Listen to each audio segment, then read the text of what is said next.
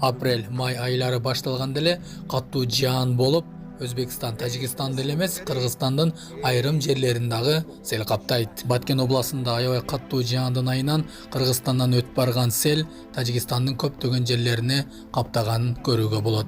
Видеону аягына чейин көрүп, бул видеонун астына өйдө караган бармакчаны басканды унутпаңыздар. Ошондо сиздер дүйнөлүк жаңылыктардан кабардар болуп турасыздар. Кармаган орозоңуздар кабыл болсун.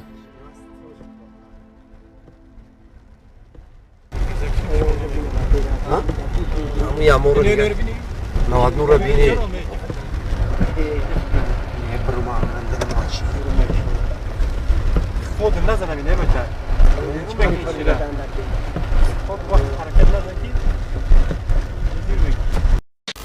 Катуу жааган жаандан улам Таласта короолорду суу каптады.